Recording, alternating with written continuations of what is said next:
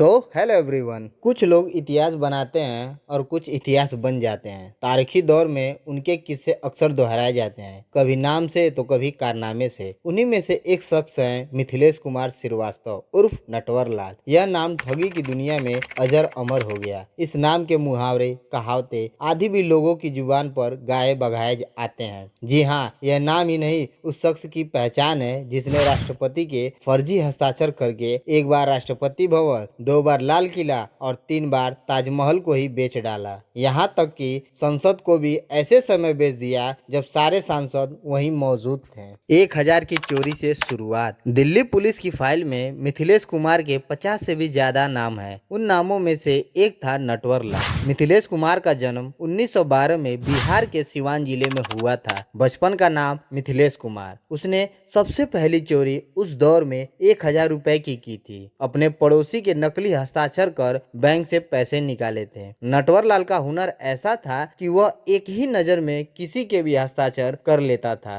राजीव गांधी का नाम ले झटकी 93 घड़ी। बात अगस्त 1987 की है। कनॉट प्लेस से घड़ी का बड़ा शोरूम सफेद कमीज और पैंट पहने मिथिलेश कुमार अम्बेसडर कार से पहुंचा। खुद का परिचय वित्त मंत्री नारायण दत्त तिवारी का पर्सनल स्टाफ DN तिवारी के तौर पर दिया। कहा कि PM राजीव गांधी के दिन अच्छे नहीं चल रहे हैं, इसलिए उन्हें पार्टी के सभी वरिष्ठ लोगों को समर्थन के लिए दिल्ली बुलाया है। इस बैठक में शामिल होने वाले सभी लोगों को वे घड़ी भेंट करना चाहते हैं। 93 घड़ी चाहिए। बात फाइनल हुई। अगले दिन शोरूम मालिक को घड़ी पैक करने की बात कह एक स्टाफ को अपने साथ नॉर्थ ब्लॉक ले गया। वहां उसने स्टाफ को भुगतान के तौर पे 32,829 रुपए का बैंक ड्राफ्ट दे दिया। 2 दिन बाद जब शोरूम मालिक ने ड्राफ्ट जमा किया तो बैंक वालों ने बताया कि ड्राफ्ट फर्जी है। ऐसे दर्जनों कारनामे देश भर की सुर्खियों में बन चुके थे। नटवर लाल के निर्माता निर्देशक से वसूले 3 लाख। उन्हें जब पता चला कि अमिताभ बच्चन के अभिनय वाली फिल्म नटवर लाल उनके नाम पर बन रही है तो फिल्म के निर्माता निर्देशक के खिलाफ कोर्ट में केस दायर कर दिया।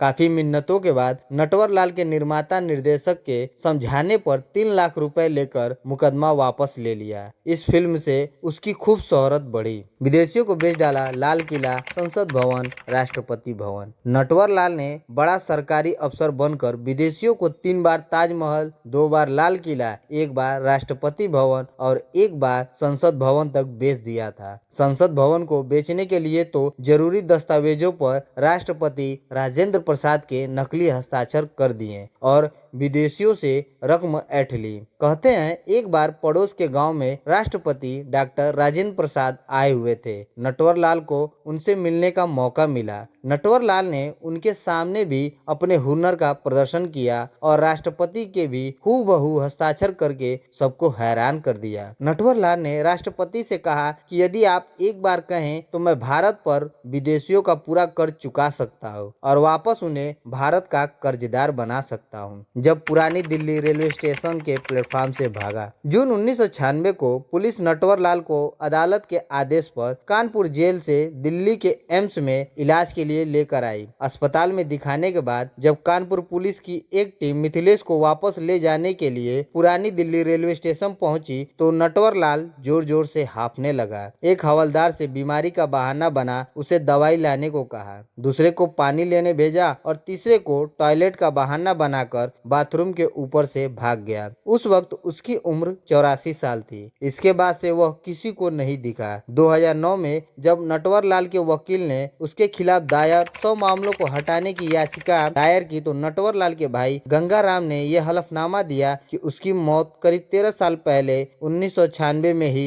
हो गई थी। नटवर लाल का नाम अब एक मुहावरा बन चुका है जो हर जालसाज को तगमे के रूप में दिया जाता है। उसके खिलाफ 8 राज्यों में 100 से अधिक दर्ज मामलों में हुए फैसलों के मुताबिक 113 साल की सजा हो चुकी है।